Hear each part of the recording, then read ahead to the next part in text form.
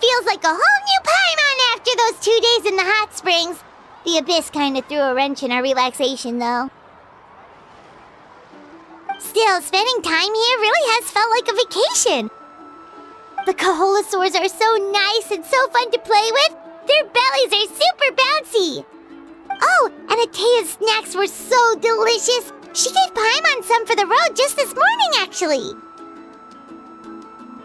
Yelling at some kids who got caught throwing stones in the hot springs, so not much has changed since we first met her. Hey, you guys. Sleep well last night? Yep, this area is so nice. Glad you like it. I was thinking of taking you guys out to do some sea fishing. Later tonight, we can eat whatever we catch. Fresh fish is absolutely delicious right off the grill. Hey, Mualani! Yeah? What do you need? The team sent out to fight in the Night Warden Wars has returned. And Kachina? Is she back as well? Kachina fell in battle. But don't worry, the team was victorious, so the Rite of Resurrection will be held in the stadium soon.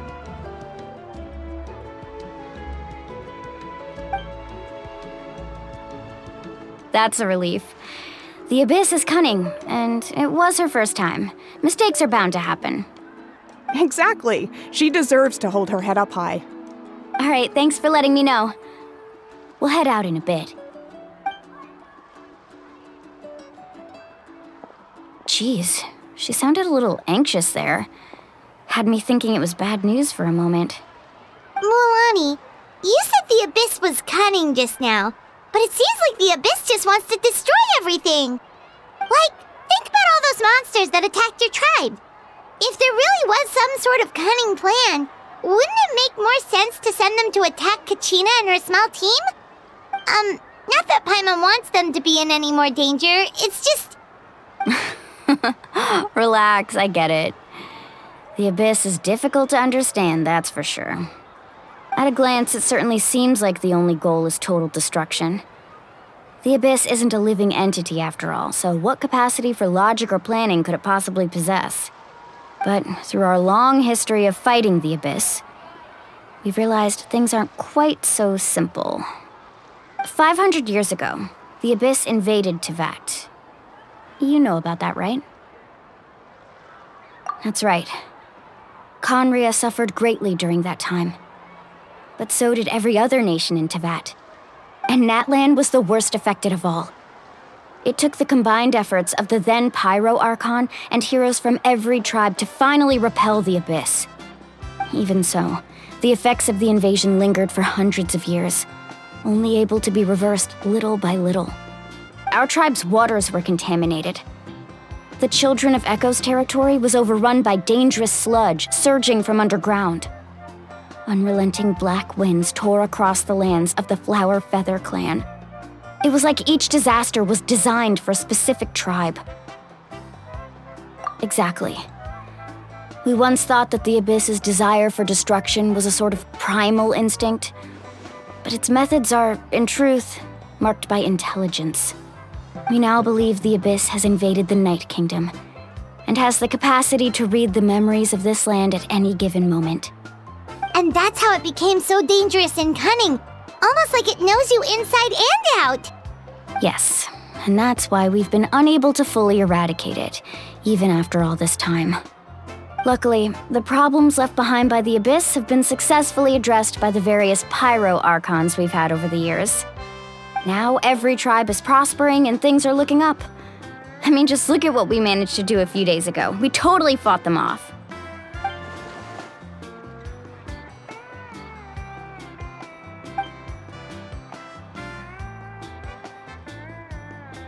You must have had to sacrifice a lot to get to this point.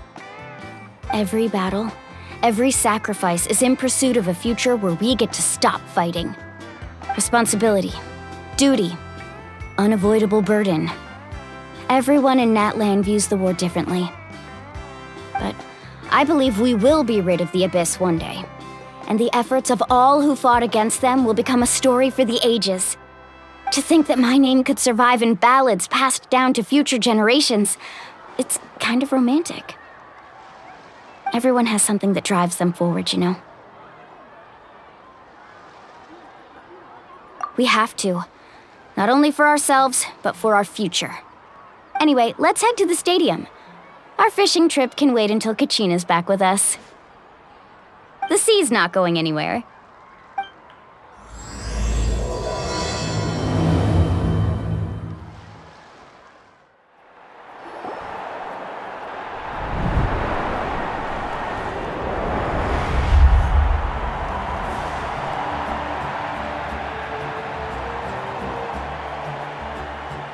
Whoa, this place is packed already! Of course. No one's gonna miss out on the chance to welcome our heroes back from battle. It's their moment of glory. Kachina's gonna be so flustered. She's never had this many eyes on her before.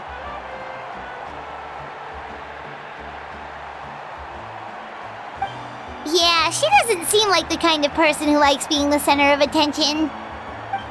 Looks like I'm just in time. Kinich, you're here! Yeah, a commission ran longer than expected, but I made it. I heard about the incident with your tribe, Mualani. Is everyone all right? Yeah, it's all taken care of. Our new friend here's got some tricks up her sleeve, by the way. She's just as strong as Kachina made her out to be. Hey, look! Is it about to start? That's right. Someone will come out and recite a eulogy, and then we'll sing the Ode of Resurrection together. Come on, let's find a spot with a good view. When the singing starts, just follow my lead and you'll be fine. Let's go somewhere higher up so Kachina can spot us.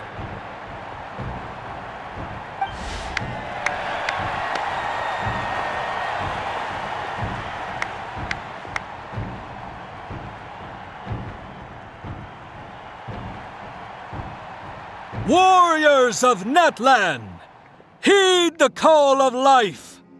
We are the inheritors of memory and legend. Those who grew alongside sun and wind. Those who forged our own destiny and future. That is Natlan's fire, the lifeblood of our nation.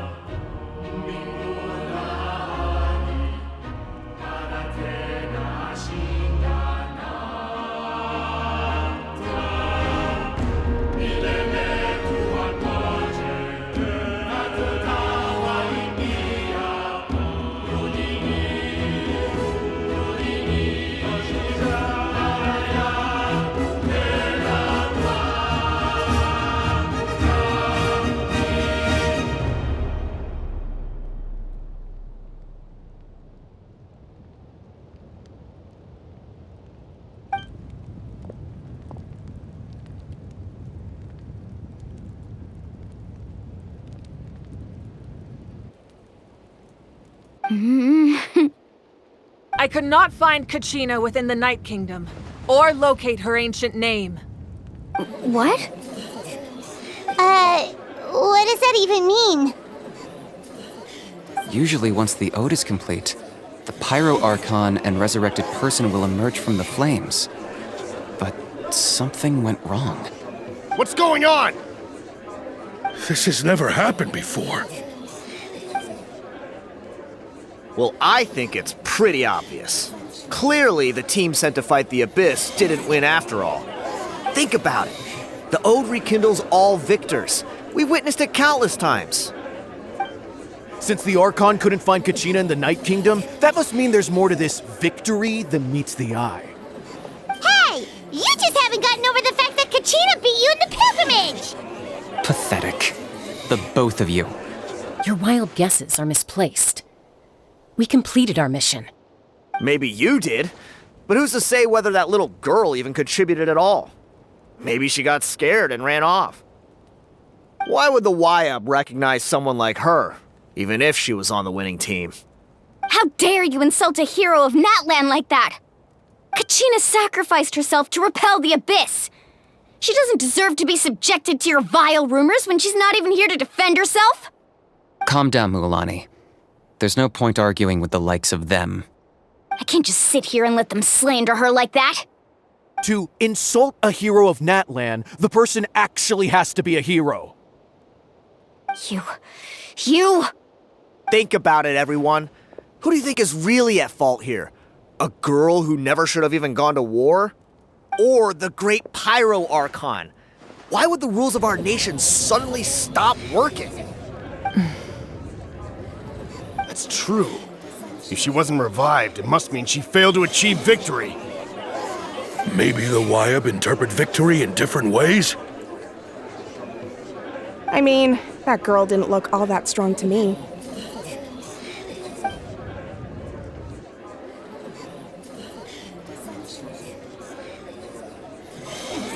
Kachina wouldn't have run! That's not like her at all!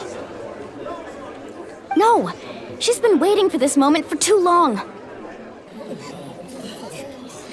No matter how daunting the situation, no matter how scared she might feel, she's always the first person to stand up and face it head on. We don't even know what happened, so don't you dare try to use this as an excuse to vent your anger or slander her reputation. Fine. We'll find out what happens soon enough. Then, we'll see who truly deserves glory. That's enough. There is no doubt about today's victory, or Kachina's part in it. She is a hero worthy of our admiration and celebration. However, the failure of today's ceremony is undeniable. Kachina has not been rekindled, and I offer you all my deepest apologies as I continue to investigate this matter. To prevent further casualties, I have decided to suspend the pilgrimage until this matter is resolved. What? No one is all-knowing. No one is infallible, not even myself. But doubt is a means by which we seek the truth, not a weapon we wield against others. I didn't mean it that way, Archon. I just...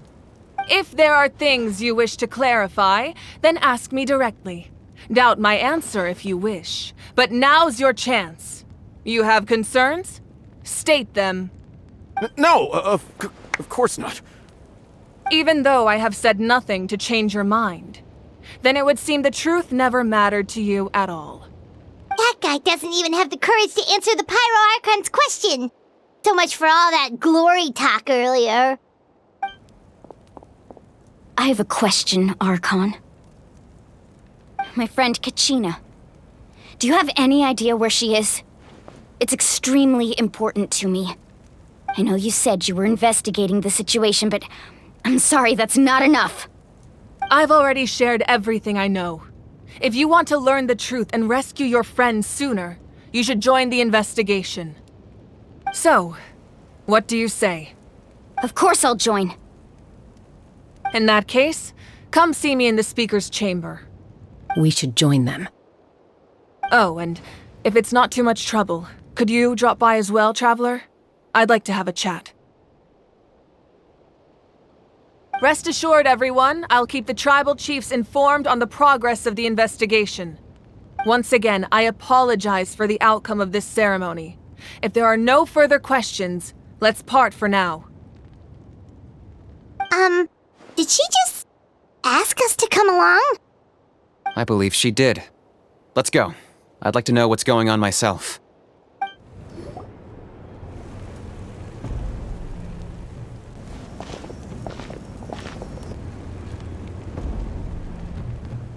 The situation is urgent, so I'll get straight to the point. Kachina is undoubtedly a hero of Natlan, and I'm deeply sorry this happened to her. There's been unrest in the Night Kingdom, but I don't know what's causing it. As a result, I've been unable to track down her location. Until we find and address the cause of the unrest, the Ode of Resurrection will continue to be ineffective. And that means Kachina won't be able to come back? That's correct. Not until the problem with the Night Kingdom is resolved. How long will that take? It's hard to say. Kachina always dreamed of fighting the Abyss, of doing her part to defend Natlan. She wasn't afraid of death because she knew, if it came down to it, the Pyro Archon would be there to bring her back to life. Whenever we sat down together, exhausted from training, she would always hum the Ode of Resurrection. She was supposed to come back to us. We were supposed to hug her and celebrate with her and share her joy. We supported her every step of the way, but what are we supposed to do now? Sit peacefully and wait for her return? Lose ourselves in grief over her death? Tell me, are we her friends? Or her murderers? That's not fair, Mualani. It's all right. I understand your rage and your grief. Kachina's life means a great deal to me, Mualani. Believe me, I want to bring her back as soon as possible. I would give you that peace of mind if I could. But please, hear what I have to say so I can at least give you a broader picture of the issue we are now facing. Considering the recent attack on your tribe, I believe the Abyss has found a new means of undermining the rules of our nation. You mean... The Sacred Flame. The foundation of our resistance against the Abyss. If we continue to hold the pilgrimage and send teams to fight the Abyss, there will likely be more casualties. But if we stop altogether, the Sacred Flame will only grow weaker.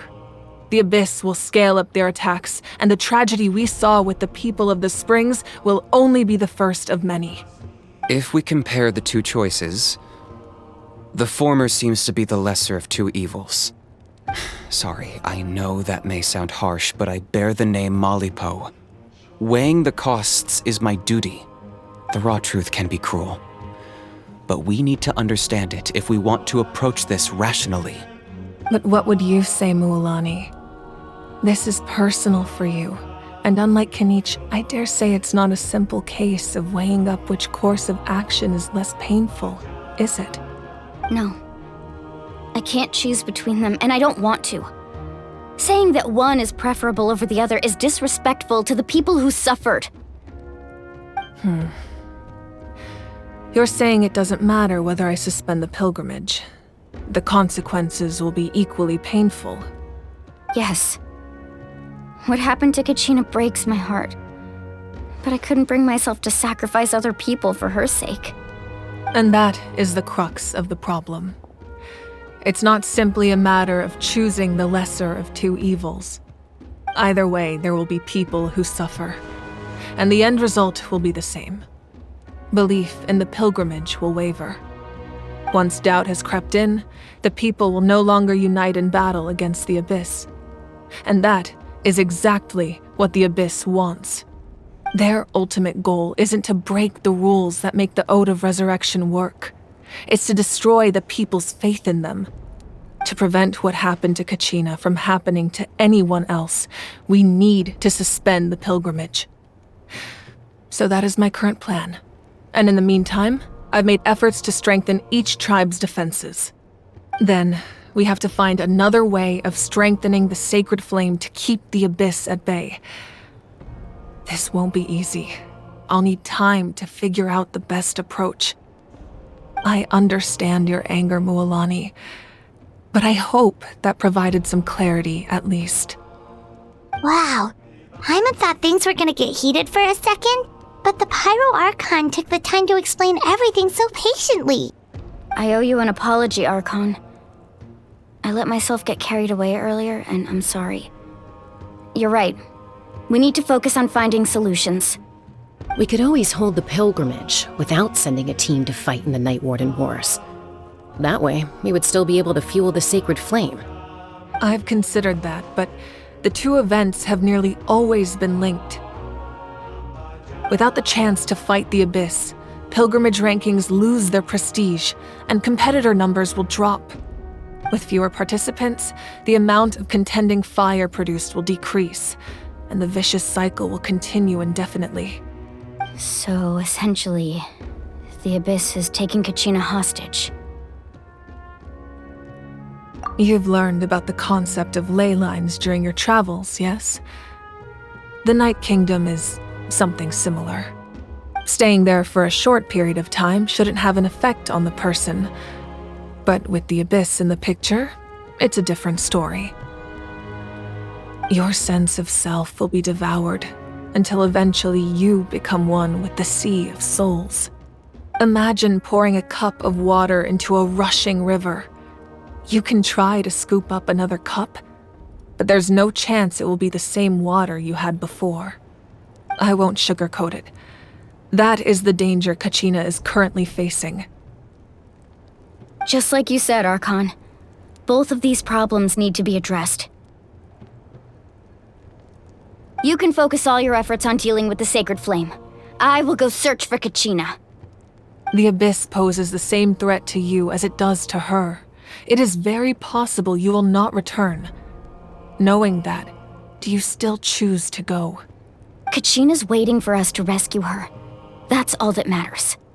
I failed to protect her during our campaign, but I can make it up to her now. I choose to go as well. Traveler? What do you think? Understood. Then I'll support you in any way I can. The Masters of the Nightwind have a technique that can extract an ancient name from the ley lines. If we can find Kachina's ancient name, I can use the link between them to pinpoint her position within the Night Kingdom. Then comes the hard part. You need to visit the Night Kingdom in person and rescue her. But isn't the Night Kingdom a land of souls? Can we even go there? Under normal circumstances, only the consciousness can enter. But there is a way to go there in person. However, know that the Night Kingdom will attempt to repel you, and the Abyss certainly won't leave you be. That's fine by me. Same here. Fighting the Abyss is nothing new for me. So, Paimon's the only one who's scared? Well, if you're going, Traveler, Paimon's going too. Citlali of the Masters of the Nightwind once created an artifact that can be used to communicate with the Wyab. We call it the Spirit Speaker Stone. It was originally used as a ceremonial artifact wielded by the tribal chiefs, but that spiritual quality also means it can be used to search for an ancient name. That was the artifact I delivered to the Scions of the Canopy a few days ago. Didn't think I'd be hearing about it again so soon. Thank you so much for your help, everyone. Your thanks are unnecessary. I will offer you whatever aid I can, but your fellowship and courage are what will truly decide the success of this operation. Besides, you're the ones helping me. I can only focus on one thing at a time, after all. Traveler, I certainly didn't expect our first conversation to be so serious. I've heard all about your accomplishments. Ever since you arrived, I've been hoping to meet you and offer you Natlan's highest level of hospitality. Why? Why? Is that not what happened in the other nations you visited? Yeah, things were pretty complicated at the start. And, in the middle. But our reputation's solid nowadays. That's more like it. After all, I've heard you're someone who transcends fate. Perhaps even more than you can imagine. But we can talk about that some other time. Ideally, this would be the perfect night for a drink and some musical ambiance. But there are important things to be done.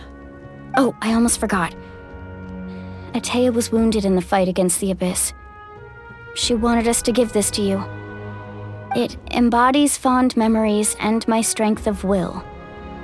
That's what she asked us to tell you. She said you'd know what that means. I didn't think this day would come so soon. The flames of her life force. I can feel them flowing within the talisman. If things were different, the two of us could have enjoyed the hot springs together while she gave this to me in person. We're supposed to be hot spring buddies after all. But don't worry. This talisman means a great deal to me. I'll take good care of it, and once this is all over, I'll pay Atea a visit.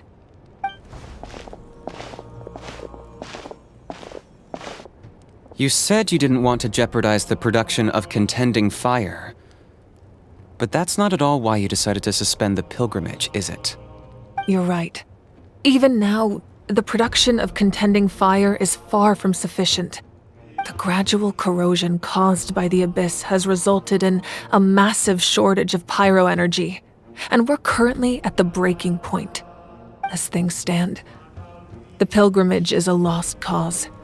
Suspending it allows us to save our strength to defend the tribes.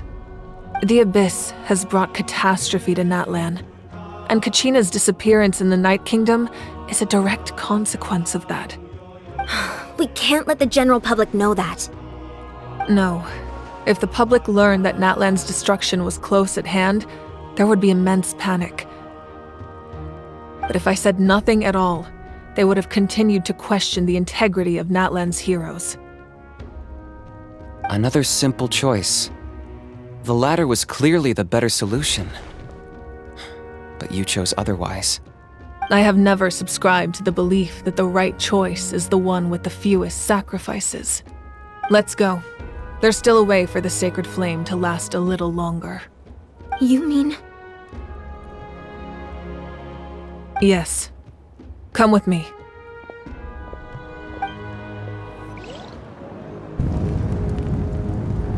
The sacred flame must never go out. Not only does it strike fear in the Abyss, but it's also the pillar of Natlan's stability. So until our heroes are ready, I will sacrifice my power to keep it burning. But that can only last so long. I think we should focus on the remaining ancient name-bearers. Don't let desperation cloud your judgment. Those chosen by the Wyab have already embarked on their destined path. It is for them to decide how that journey ends, not us. All we can do is support them. Even so, for you to make this sacrifice, it's not right.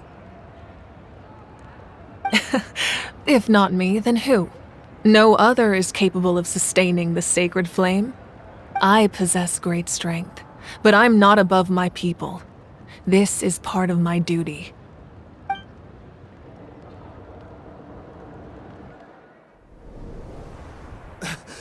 Archon! It's the Fatui!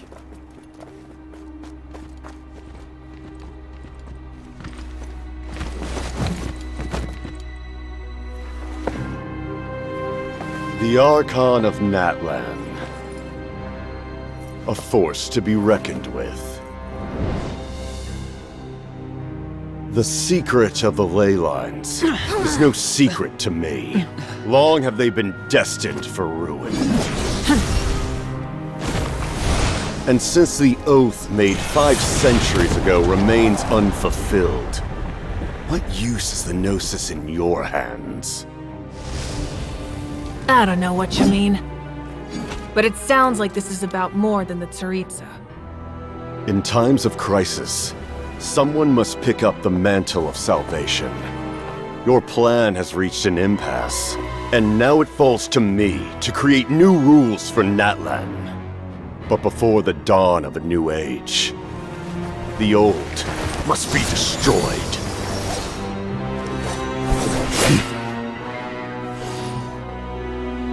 I assume that's the end of your speech? Good. People like us. Let our blades do the talking!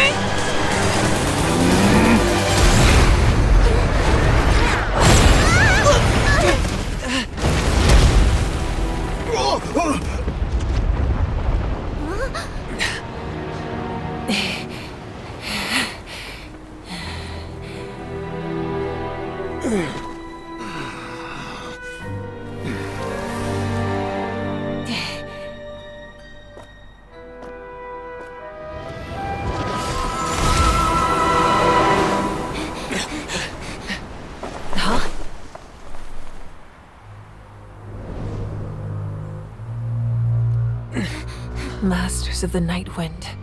Send word. The captain and his followers must be apprehended.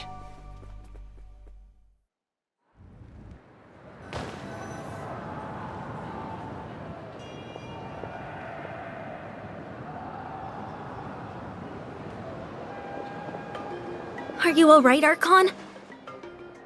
He was a formidable opponent. Exactly what I would expect from the first of the Fatui Harbingers.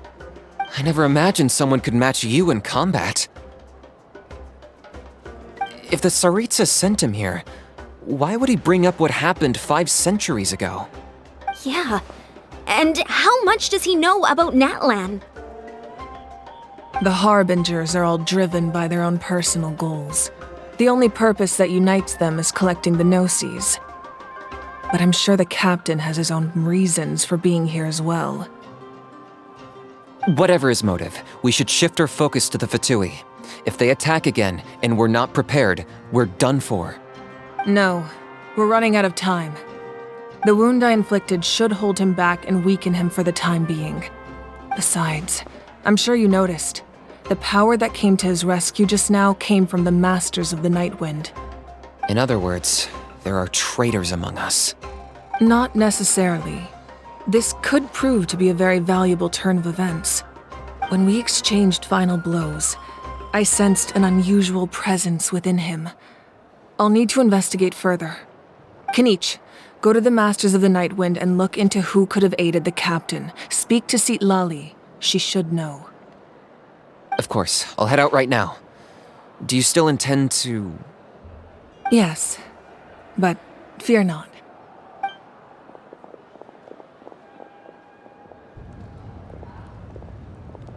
Natlan's strength has never rested solely in its Archon.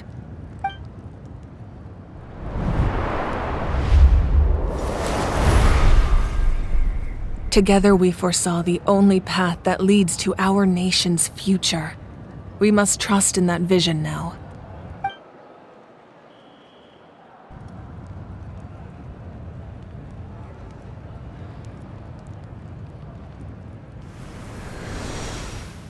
Is everything okay, Archon?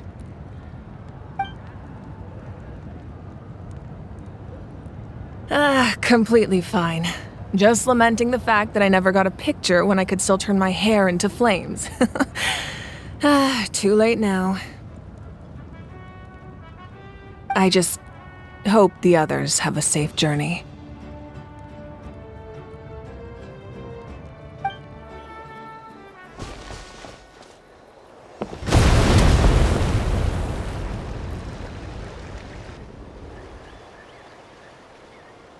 What's happening at the stadium?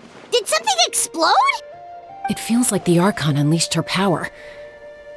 She must be fighting a formidable opponent.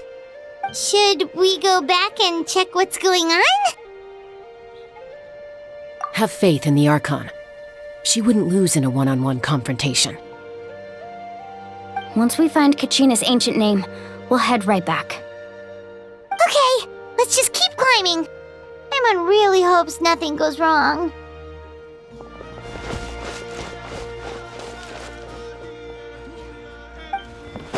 What can you tell us about the Scions of the Canopy? The tribespeople are very adventurous. Oh, kinda like us then. I'm not so sure. You don't strike me as the type to enjoy danger. The Scions of the Canopy are a bunch of thrill-seekers. They love extreme sports like rock climbing, rappelling, volcano parkour, or even bungee jumping without a rope while a Yunkasaur stands at the edge and uses its tongue to catch them. Sound like something you'd be interested in? Okay, that does sound different from our usual adventures. Paimon's not doing any of that. She can just cheer you on from the sidelines. That's Waina, the tribal chief. Let's head over to him.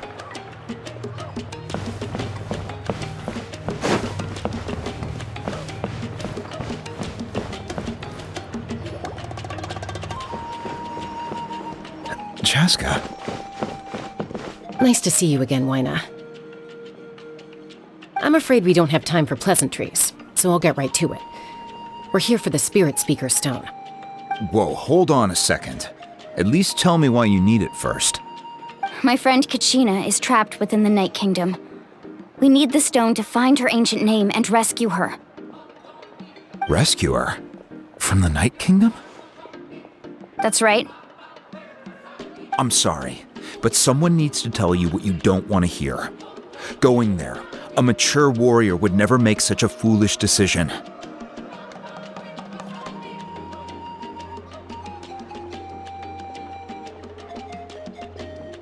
The nature of battle is unpredictable. You never know how it's going to end.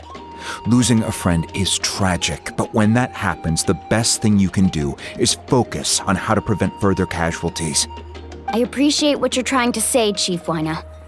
But if the price of maturity is abandoning a friend in need, I'll choose foolishness any day. If Kachina's still holding on, then so will I. I thought you might say that.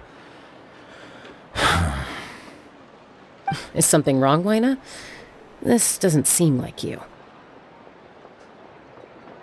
Life isn't complete without taking risks.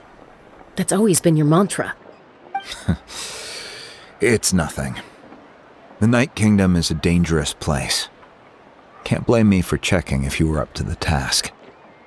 If you're that determined, far be it from me to stop you. Here's the stone. Keep it safe, okay? It's not like we have a spare. Thank you. Huh. Seems like you two go way back.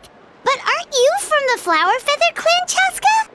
Oh, Chaska's a peacekeeper, so she's famous throughout the tribes. She's always the one people call to resolve conflicts, so we slowly got to know each other that way. Her younger sister Quichi's always hanging around our tribe, too. She's helped us out a lot in the past. Oh, you have a younger sister? Yes, I'll introduce you to her sometime. But let's get back to business. Wyna, how do we use the stone? As you probably know, your intended destination is completely different from the real world. The Night Kingdom is like a river flowing with concepts, and the ancient name you seek is like a tiny fish swimming downstream. In that sense, the stone is like a fishing boat drifting down the river, but the boat alone isn't enough. You need a fisherman experienced enough to steer it in the right direction. We couldn't do that ourselves? With a little practice, I'm sure you could. You have the strength and the talent. If you want to make sure this works, though, I could recommend someone to you. Who? Vichama, a legendary warrior and scout from our tribe. He's got a keen eye and a well-honed intuition. Even his ancient name means to seek. If you're fishing for a name, you're gonna want him on the boat. Vichama? Why does that name sound familiar? He's one of Auntie Atea's hot spring buddies. I've heard stories about him. Where can we find him? Ever since Malco passed, he spends most of his time gazing out at the scenery from the cliff tops. Follow the path that way, and I'm sure you'll find him. Thank you. We'll go look for him there. Good luck. I hope everything goes well.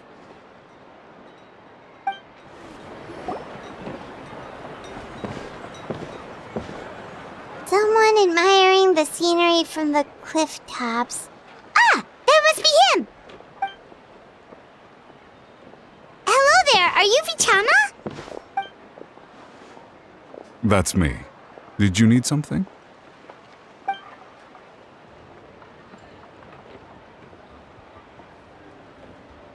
What? You're saying you can bring someone back from the Night Kingdom? How is that even possible? No, if you really think about it, anything's possible in that kind of place. But that would mean... Are you okay? You don't look so good. Everything's fine. I'll help you, but I do have a small request. After I help you find Kachina's ancient name, I want to use the stone to look for my friends as well. Your friend? Oh, why not mention someone named Malco? Is that who you're talking about? Yes, but I'd rather not get into it if it's all the same to you. That's not a problem. We agree to your request. Yeah. Since you're helping us find Kachina's ancient name, it's only right that we return the favor. Then we're agreed. Can I have a look at the stone?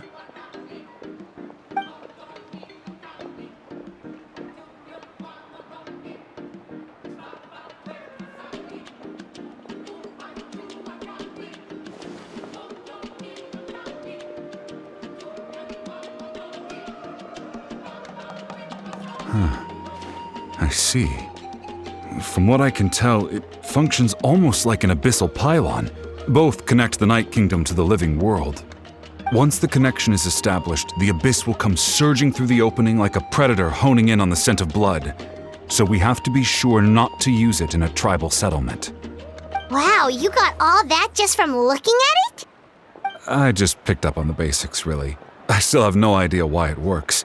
You said someone named Lali invented this. They must be a genius. I'll go find an open area and start setting things up. In the meantime, I need you to get 2 things for me. We'll go right away. What do you need? First, I'll need some hook ropes. Pretty much every store around here carries them, so no need to go anywhere special. Oh, and I need to build a net out of them, so make sure you get a good amount. Wait, are you saying you're going to use a real net to catch Kachina's ancient name? How does that work when one's tangible and one's not? By creating something tangible in our world, like a net, we can create a connection to a corresponding concept in the Night Kingdom. Basically, I'm going to use the concept of a net to catch something equally intangible, an ancient name. Oh, I see. What about the second thing you needed? Right. I need 2 chunks of obsidian. Once we bring the ancient names into our world, we'll need a place to store them. Normally, you can only get obsidian from the Children of Echoes, but I heard there's a traveling merchant from that tribe around here somewhere, so maybe you can try your luck there. Gotcha! All right, let's split up. See that clearing? Let's meet over there when you're done. Oh, and you can send someone with me if you want. In case you're worried I might take the stone for myself. What do you think, Chaska? There's no need. Lena spoke highly of you. That means you're trustworthy. I appreciate it, even though that doesn't mean much to me anymore. Anyway, it'll take some time to set everything up, so no need to rush.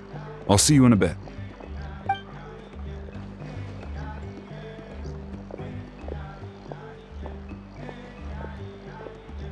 What an odd guy.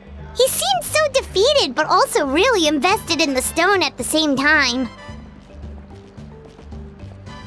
I don't have any more insight than you, Paimon. Let's just focus on the preparations for now. Hang on, Kachina. We're coming for you. Hello. Do you have any hook ropes for sale? Hook ropes? As in rock climbing equipment? Yes. How much for your whole stock? Oh, the whole thing? Let me see. That would be 30,000 mora in total. Deal? Deal. Wait, really? What, you want me to drive down the price? We just need these as fast as possible. Thanks.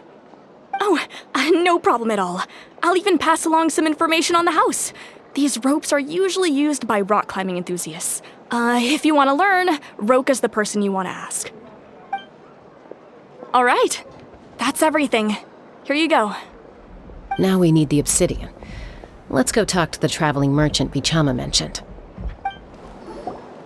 Excuse me, do you sell obsidian? Why, yes. I've got a chunk for sale right over there. Perfect. Is that the only one, though? We actually need 2. That might be tough. Tell you what, I'll take a look through these boxes over here and we'll see what we can find. Thank you so much. We'll wait here.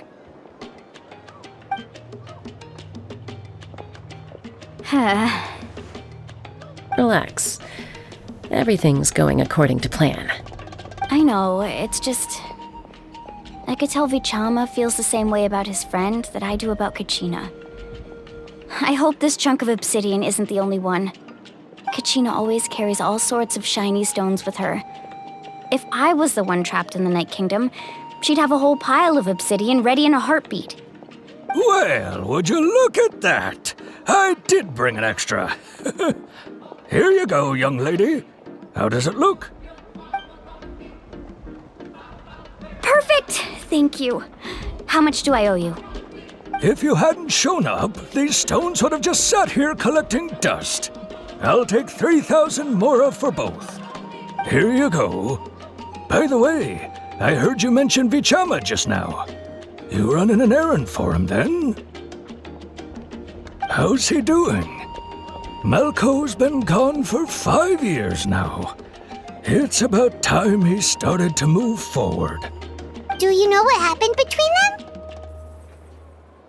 I heard about it in passing while I was out drinking one night, but I don't know all the details. Vichama and Malco grew up together, and even made a name for themselves together. Malco was an amazing fighter, capable of knocking out multiple opponents in a single hit, while Vichama excelled at scouting and analyzing the battlefield. The two made an excellent team, and managed to beat back the Abyss several times.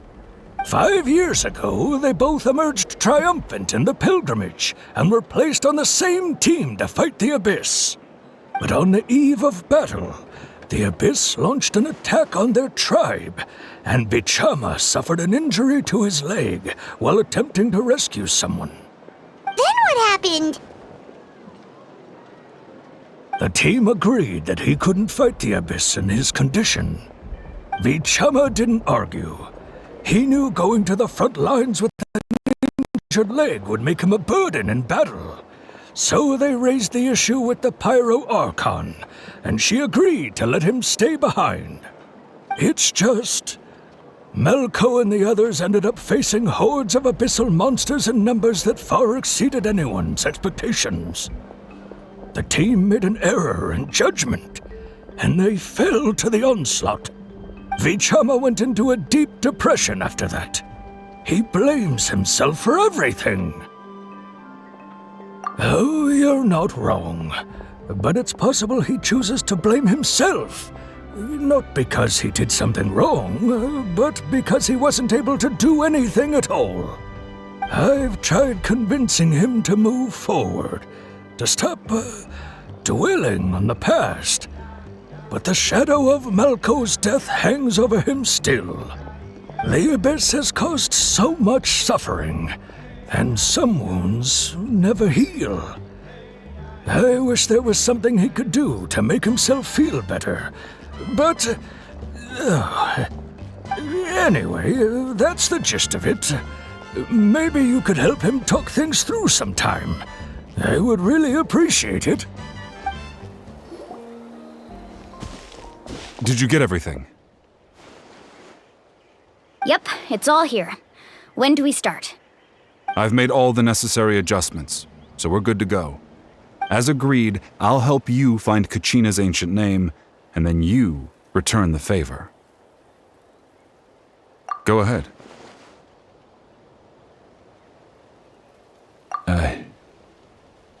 Yes. After Malco fell, I scoured the battlefield to see what happened. It turned out he wasn't bested by some impossibly powerful foe. He was dragged to his grave by the sheer number of enemies. If I had been there, I would have been able to sense the danger. I could have warned them not to advance. I've always blamed myself for what happened. But when you told me about Kachina, I realized there's a chance Malco might also be alive, fighting for survival in the Night Kingdom. But that happened several years ago, right? The Pyro Archon said all life within the Night Kingdom eventually becomes one with the Sea of Souls. There might not be much hope, but I still have to try. Malco and I promised each other, even if we never managed to root out the Abyss for good, we would fight together until the end. All right, Let's get to it. I'll start searching for the conceptualized version of Kachina's ancient name.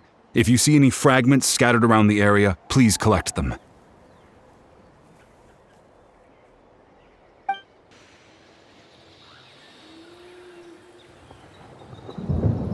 Make sure you prepare yourselves for battle. As I said, the stone will link the mortal realm to the Night Kingdom. The Abyss will likely emerge in response. Look at that golden thing! It must be one of those fragments Vichama mentioned. Let's get closer!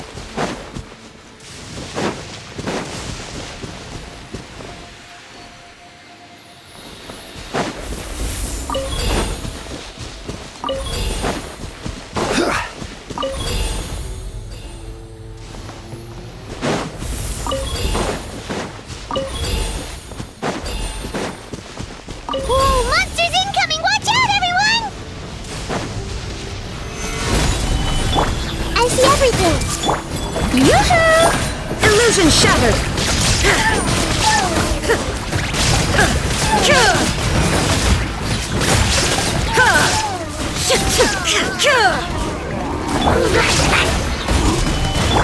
Everyone hold hands! There is no escape!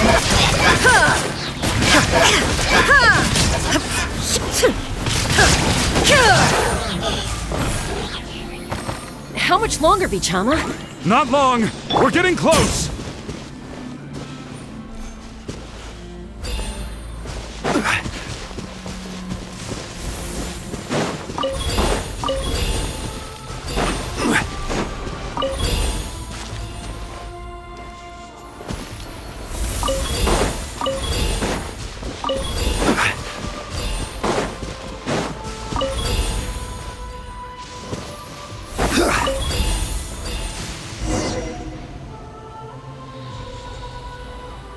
Vichama!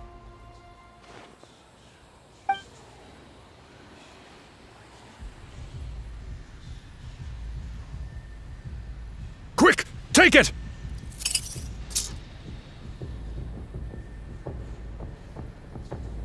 I found Kachina's ancient name. Hang in there, Malko. Just a little longer. Something's not right. The power of the Abyss is getting stronger. The Abyss is corroding his body. Vichama, you can't keep going. You'll die. I should have died 5 years ago. I just need a little more time. Please, I'm almost there. Thank you.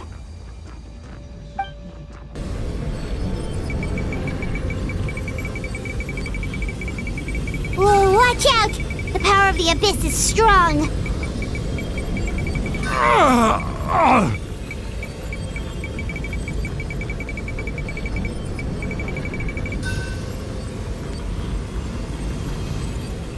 This power. Hanging in there? Malko. No! Why can't I find him? Why? We can't wait any longer. Pull him away from the stone, Mualani. I already tried, but the power of the Abyss has him in a chokehold. It's like he's tied to the stone with an invisible rope. In that case, we have no choice. I'm sorry, Seed Lolly. Get back! Chaska, wait!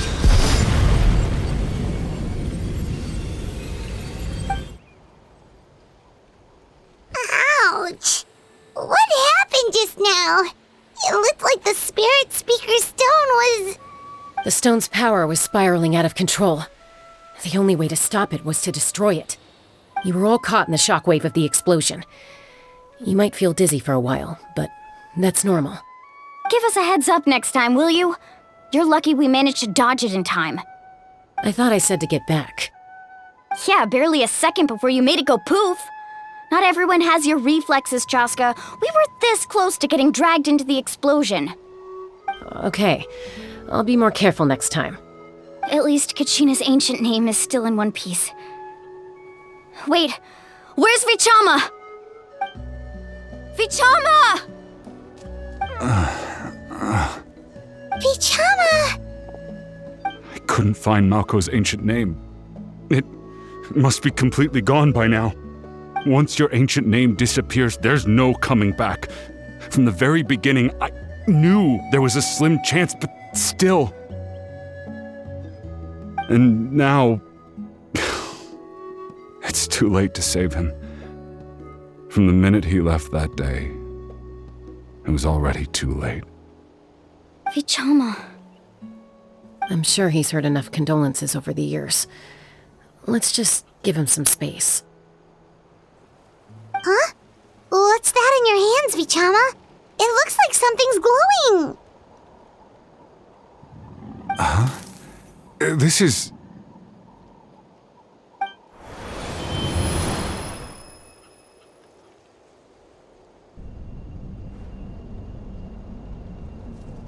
Hey, Malco.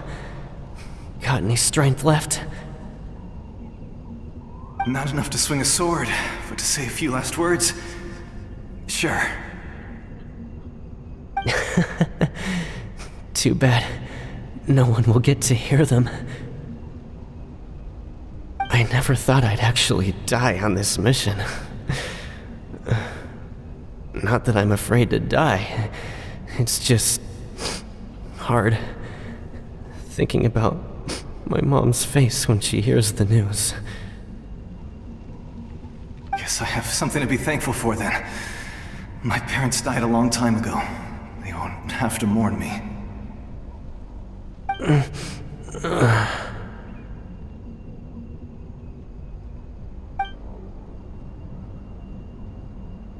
Pisak! Always had to beat me at everything, didn't you? Right to the end, you were never one for goodbyes. Maybe you're right. Maybe no one will get to hear our last words. But just in case... Vichama, I'm so glad you didn't come with us. Don't be sad. Just keep on living. For the both of us.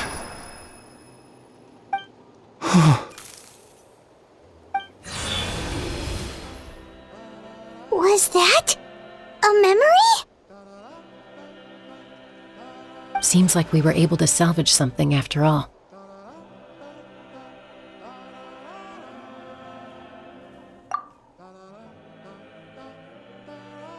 Of course.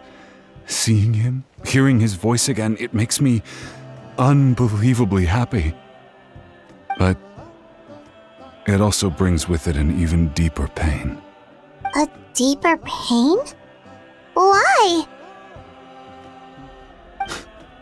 Malco was always the type to put on a brave face.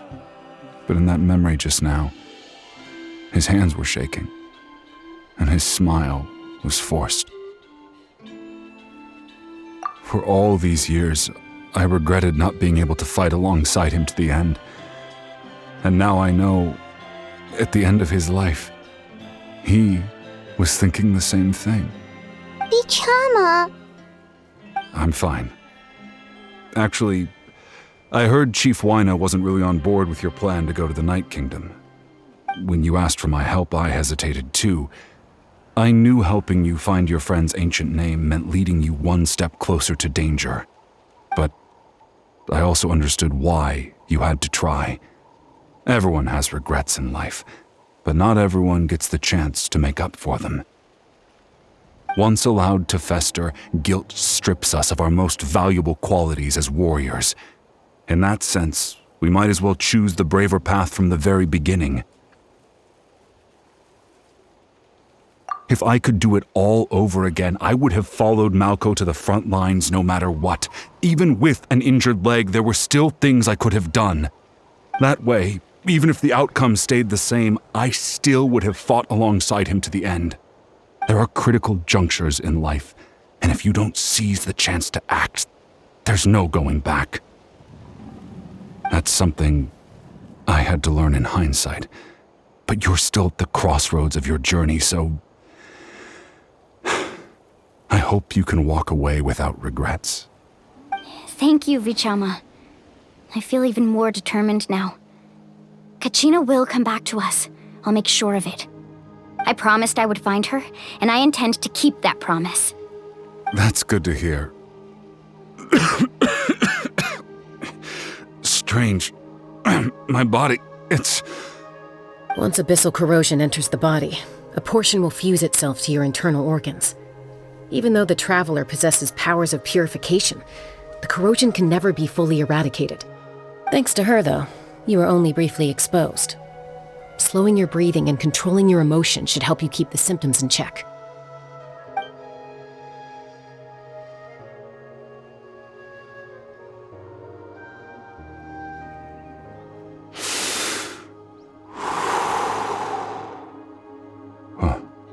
That does make me feel better. You seem very knowledgeable about all this. Just speaking from experience, that's all. Anyway, we've recovered Kachina's ancient name, so we're off to a great start. Let's get Vichama back to his tribe and tell Wyneth the good news. And apologize for destroying the Spirit Speaker Stone. We had no choice, though, so he'll probably understand. Right?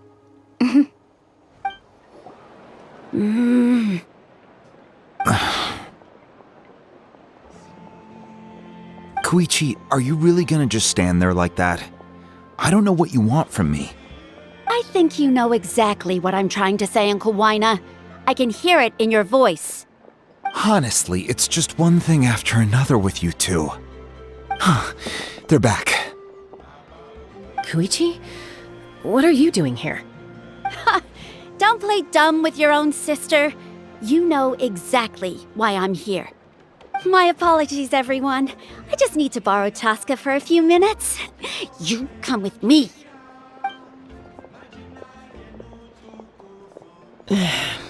I'll be just a moment. Who was that? Koichi, Chaska's younger sister. Although the two aren't actually related by blood, it's kind of a long story. It's not really my story to tell, but I guess it's not a secret. You see, Chaska was actually raised by cuckoo sores. She was afflicted with a rare disease when she was a child, and abandoned in the wild as a result.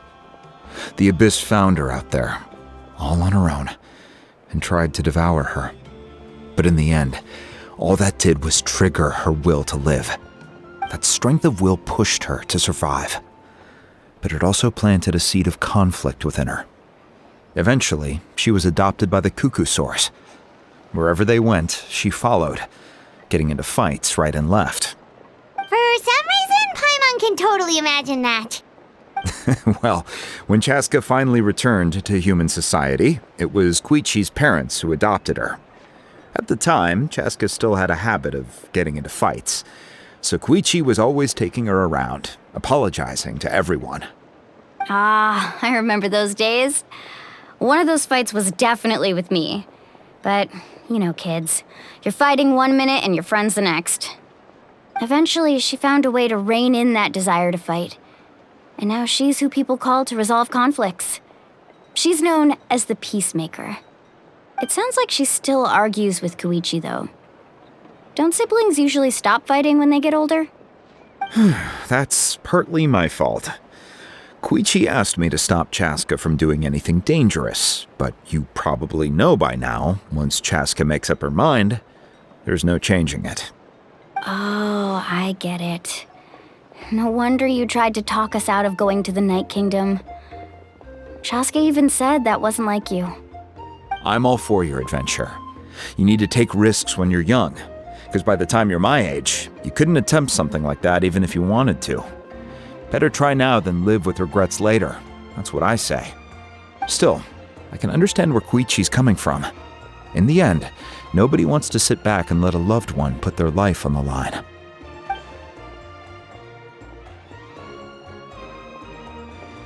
All right, it's just the two of us now. You have 1 minute to explain yourself. I don't have anything to say. You don't have to approve, but you should know I only do what's necessary. That attitude is exactly the problem. It's like you don't care. You try to sneak off to the Night Kingdom behind my back and then play it down as if it's just a trip abroad. Well, technically I am going abroad, right? Again with the excuses! We agreed, didn't we? There are 4 levels of danger. If it's not something urgent, you can only engage in level 2 danger and below. You can only go up to level 3 if a situation is so dire there's absolutely no alternative. But a trip to the Night Kingdom? If that's not a level 4, I don't know what is! And you were just going to sneak into the place without saying anything! What do you mean, sneak into the place? I always planned on walking in there with my head held high. You bought off Uncle Wina, didn't you? He promised me he'd stop you from doing anything dangerous. Oh, it's like he didn't even try. You feel like he went back on his word.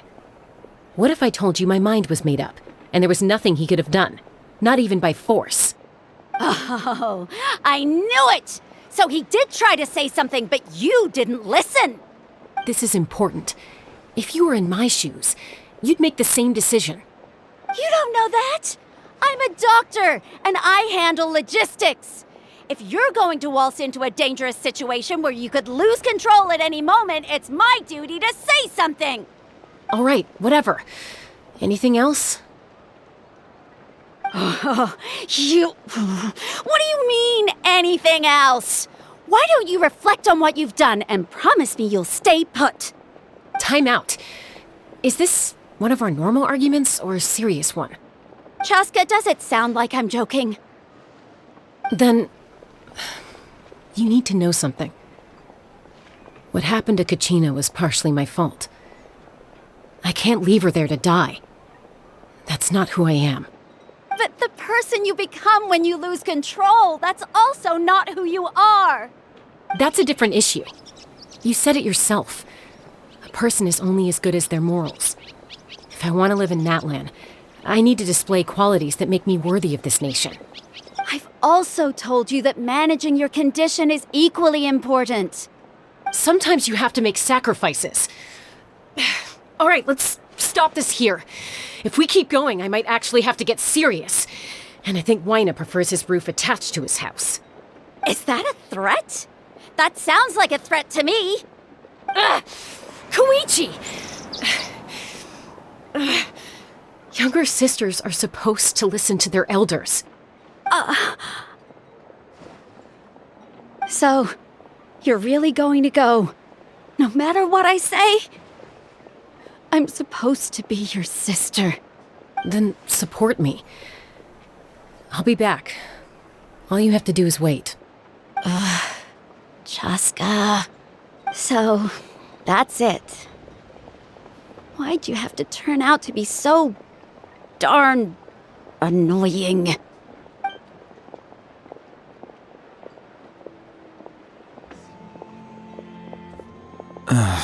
You two are something else. Something you wanted to say? I know you aren't related by blood, but you two sure are similar. Really? You know, I said that very thing to Koichi not too long ago, and she reacted the exact same way, down to the very tone of voice. It's not my place to get involved, but I will say this. Try to spend a little more time with your sister. You're tough kids. That doesn't mean you have to go it alone. Thank you. Anytime. All right. If you're done with the Spirit Speaker Stone, you might as well hand it over. According to Kinich, it's an important ceremonial artifact, so it'd be safer to keep it with me. About that. If only Tonegif Bard was here, he could have repaired it just like the Holy Liar. It might be in a few more pieces than you remember. Huh?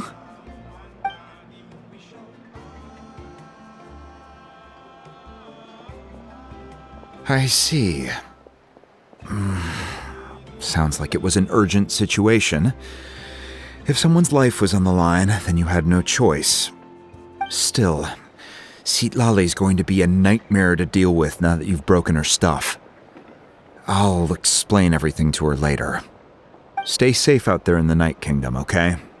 I'll wait here for your safe return. Try not to worry your families too much.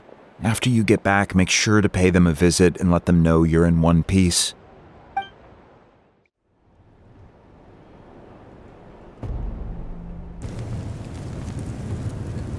We're back! We found Kachina's ancient name, too!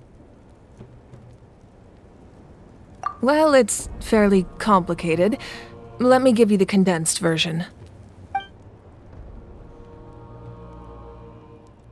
The Fatui again? We can't go anywhere without them causing trouble. But what if the Fatui finds out you've lost your power? Won't they try to take advantage of the situation? That's why it has to be our little secret. No one else can know, or we're asking for trouble. Look, I wish I could offer you some sort of consolation, but I won't lie to you. With multiple factions closing in, there's nothing comforting about the situation we're facing. Still, all you need to do is focus on your goal. You can leave the complicated matters to me. I can also step in on the Pyro Archon's behalf. There's a limit to what I can accomplish, but I'll help you however I can. There's no need to be so modest, Yan-san. Your incredible strength has long been a well-known fact. You're the pride of your tribe. Archon, I'm sorry about before. You have so much on your plate, so much that you have to worry about. But all I could do was focus on my own feelings. You have nothing to be sorry about. We all get overwhelmed by our emotions, myself included. Your reaction to Kachina's disappearance, I understand that feeling very well. Well, now that we have Kachina's ancient name, let's go track her down. Follow me.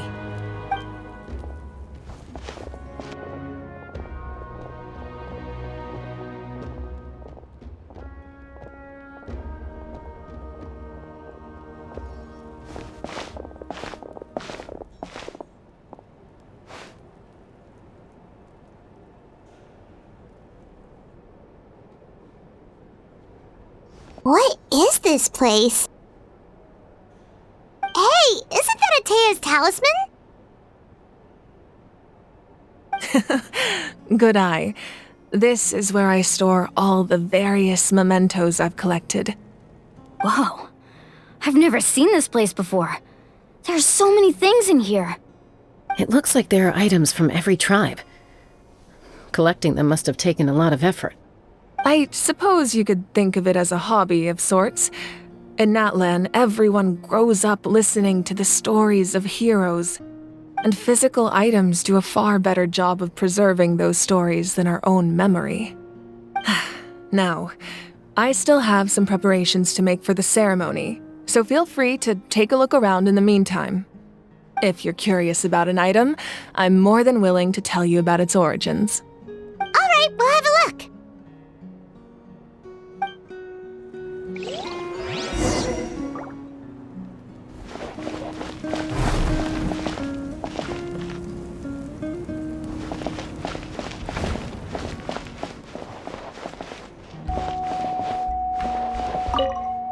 Make sure to handle everything with care.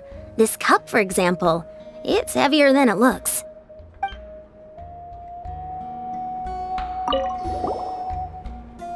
Whoa, that belt is bigger than Paimon's head! The Collective of Plenty are known for their bodybuilding competitions and contests of strength. This belt is a symbol of great honor within the tribe. The association with strength might also have been the reason the original belt was extremely heavy.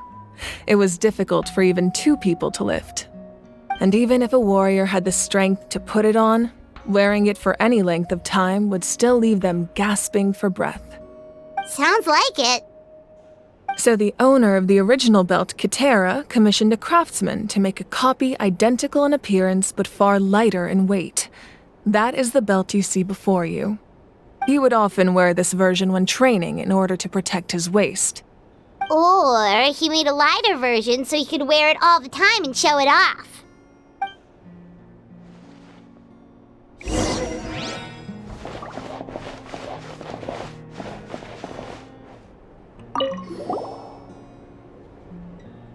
There are so many jars and potions around here. Do they have anything to do with alchemy? No, those belong to the Masters of the Nightwind. They're ceremonial tools used to amplify the ability to communicate with the Night Kingdom and the Wyab. Yamaya is an expert in this field, and she taught me a lot. Even though she appears stoic and serious, she actually has a keen sense of humor. The tools you see here are quite traditional. Her students found them outdated, so she passed them on to me. The contents of the jars aren't all that special. Oh, except the big jar in the middle. That's what she really wanted to give me. Ooh, must be something really cool. What's inside? Grape juice. Huh? It's quite tasty, although probably expired by now.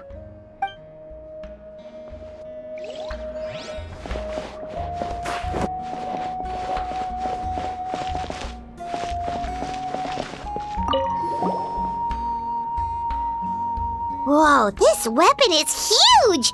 Which tribe did it belong to? Ah, that weapon belonged to Tenoch, a hero from 500 years ago. Strictly speaking, he didn't belong to any single tribe. That's because even before the disaster with the Abyss broke out, he had already been exiled. Exiled? It was a punishment imposed out of necessity, but he accepted it all the same. He believed it was what he deserved. When the Abyss attacked, the tribes found themselves in urgent need of a powerful figure to lead them into the battle, and there was no one more courageous or resolute than him. He united the 6 tribes and accomplished great feats throughout the war. Ultimately, he perished, and because he had already lost his ancient name, the Ode of Resurrection was unable to bring him back. And so, he was laid to rest, alongside the countless warriors and civilians who lost their lives, buried in the soil of his native land. Wow, he sounds like a true hero. Indeed, even now his story is told throughout the land.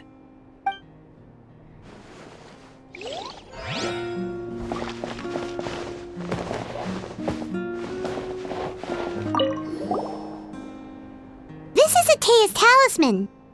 I'm sure you're familiar with this one already. Atea was rarely ever without it. The talisman brought her a lot of luck in battle.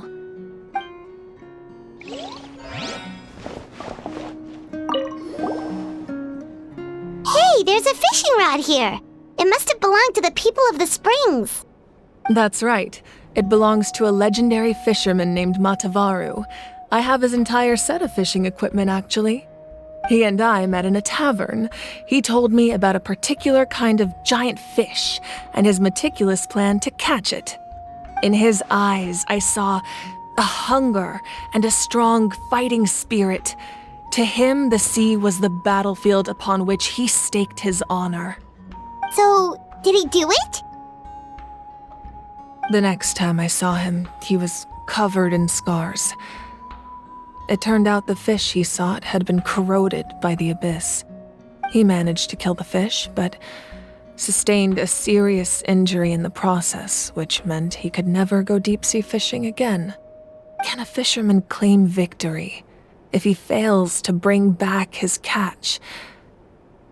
That's what he asked me in the end. Well, Paimon thinks he won. That was my answer as well. The experience was far more valuable than the prize itself. In the end, he didn't want his tools to go to waste, so he gave them to me. Wait, that means you also know how to fish.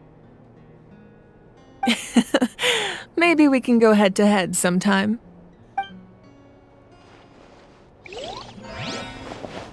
This fishing basket looks familiar. This flower looks like it's thriving. You must be good at taking care of plants, Archon.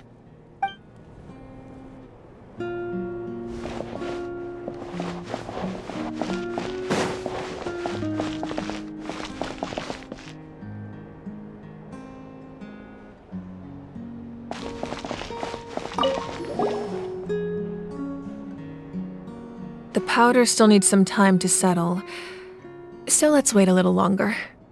Well, what do you think of my collection?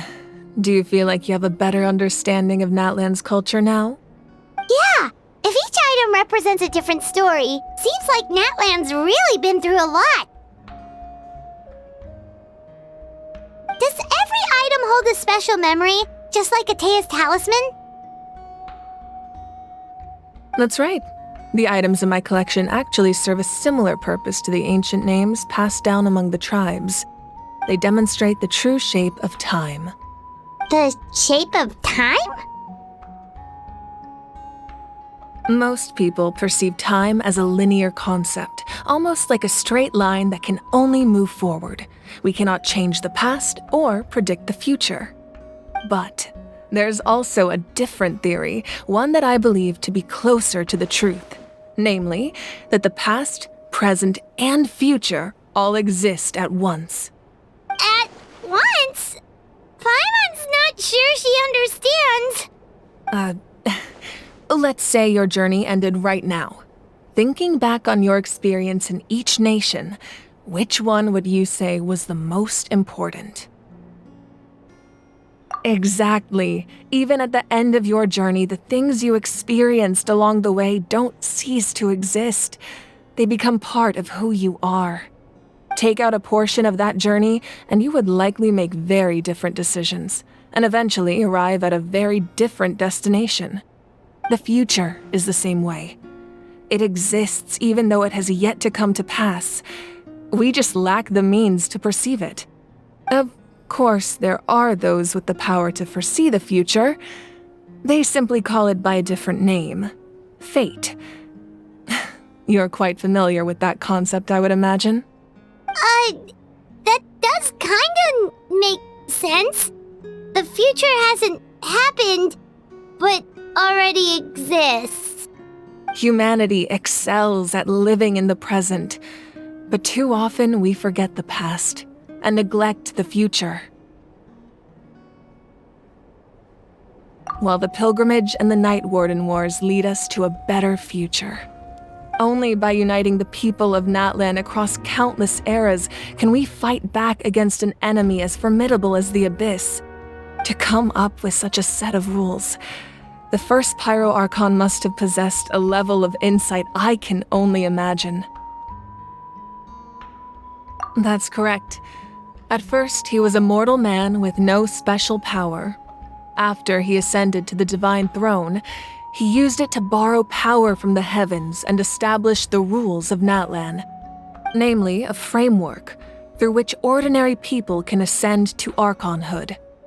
By holding the pilgrimage, we're able to determine the strongest among us, and when that person ascends to the divine throne, their inner flame will awaken. In addition, the sacred flame will grant them significant knowledge and memory of this land. After all, that's how I came to know everything I just told you. So, it all comes down to the power of the divine throne and the rules. Wait, is that a family portrait? Yes, that's my mother, father, younger sister, and the little saurians we raised. I turned a piece of my dad's leather armor into a canvas and commissioned a famous artist to paint our likeness. Your sister is so cute! It looks like the two of you are really close. Paimon was having a hard time thinking of an Archon as an ordinary person, but seeing this portrait, it kind of makes sense now. It really doesn't look like there was anything special about you before. Oh, wait, is Paimon allowed to say that? A little late for that question, don't you think? Sorry! Paimon's so sorry! Paimon's mouth works faster than her brain sometimes. It's all right. I'd never get upset over something like that. No matter what others may say, my past is a precious part of my identity. I'm forever proud of the life I used to lead. Becoming the Archon doesn't mean you sever ties with your family. The position just comes with a lot of responsibilities, so it impacts how often you get to see them. My father made the most delicious stew, so my sister would often bring me a large pot of his cooking, and we would sit on a blanket and eat it together. One time, we didn't close the door securely, and the saurians we were raising ran into the room and knocked over the entire pot. My sister immediately burst into tears. The two troublemakers were going for the meat, but when they saw my sister's distress, they froze on the spot. I still remember the way they laid there, sulking like a pair of children, even after making such a mess. it was frustrating, but in the end, all I could do was comfort my sister and move on. Wow.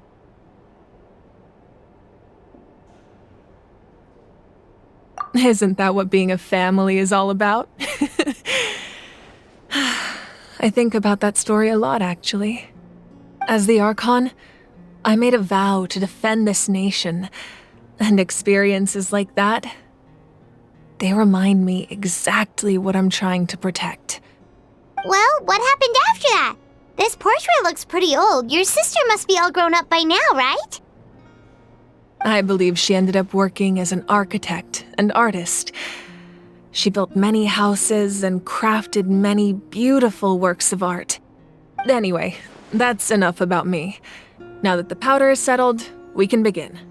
Ian-san, Mulani, Chaska, over here, please. Place the ancient name up there, and then we'll begin.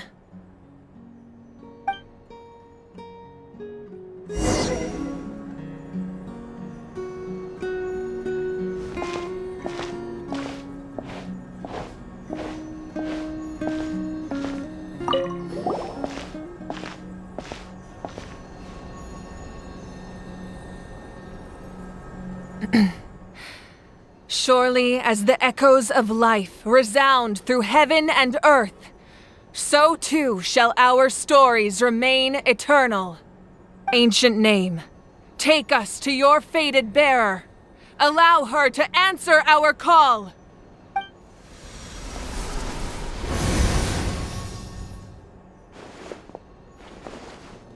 Am I hallucinating again? Kachina, are you okay? Huh? I'm not seeing things, am I? Is the Abyss playing tricks on me again? It's okay, Kachina. It's just us. We're trying to find a way to bring you back. Everyone, you have to listen to me.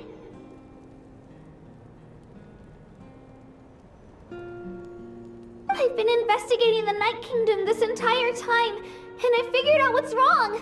The Wyab is being affected by the Abyss. I was waiting for the Wyab to send me back, but then this really strong monster came in and it almost killed me.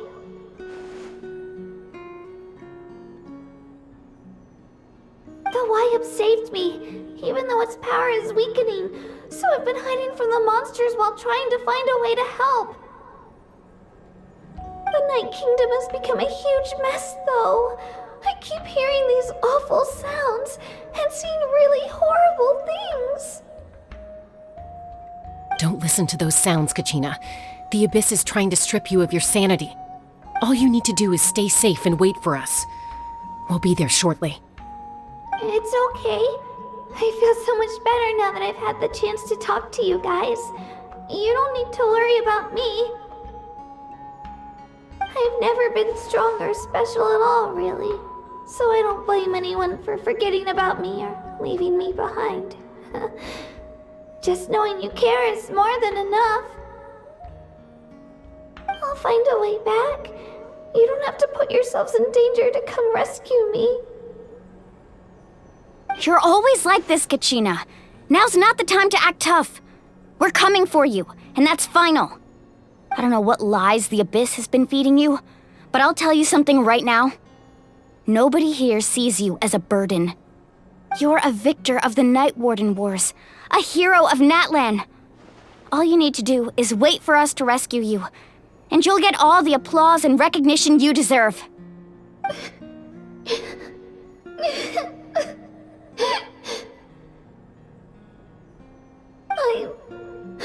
I'm really scared. Everything's so dark and creepy here. And I want to go home. Still, I don't want you to put yourselves in danger because of me. I don't want to hold anyone back ever again. All you need to do is place your trust in us, just like you always have. No one fights alone. We're not leaving you behind. Not ever. Yeah, we're so close, we can't call it quits now!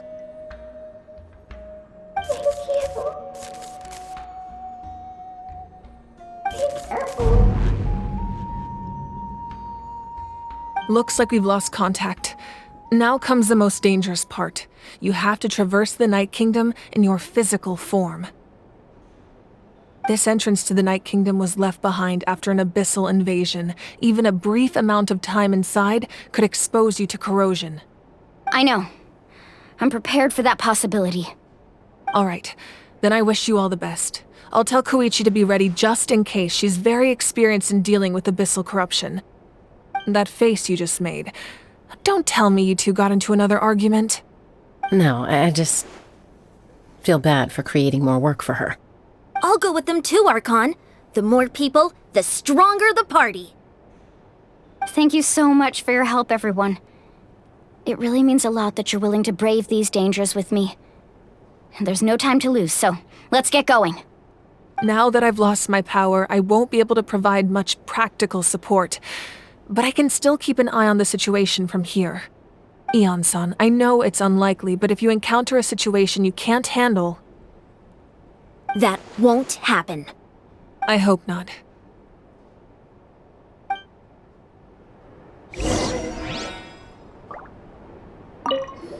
Be careful out there. I'll observe the situation from here.